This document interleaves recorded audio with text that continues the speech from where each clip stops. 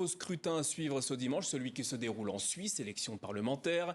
Le pays renouvelle les 200 députés du Conseil national et ses 46 sénateurs du Conseil des États. Nous sommes avec Michel Serruti, correspondant TV5 Monde sur place.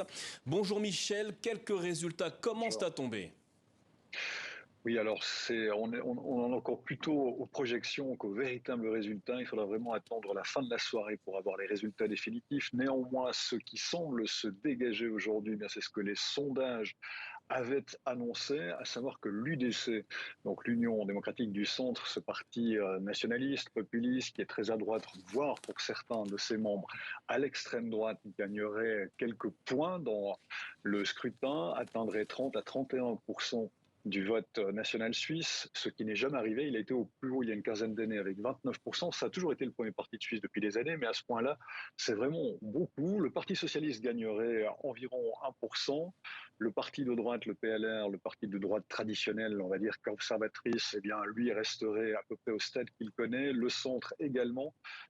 Les partis qui perdraient quelques plumes, c'était les partis dont on avait annoncé une certaine défaite, à savoir les Verts, les écologistes de gauche, qui perdraient 3,5%, et puis les Verts libéraux sont des Verts, mais avec au niveau économique une vision plus de droite. Ce seraient les partis qui perdraient à quelques pourcents d'intention de vote par rapport aux autres partis. Donc voilà où on en est aujourd'hui. Il semblerait que les sondages se confirment et que le Parlement, l'Assemblée fédérale, donc qui réunit les deux chambres, reste, voire s'ancre encore un peu plus à droite qu'elle ne l'était jusqu'à présent. Merci Michel pour ces précisions. Bien évidemment, on reviendra dans nos prochaines éditions sur ces élections qui se déroulent en Suisse.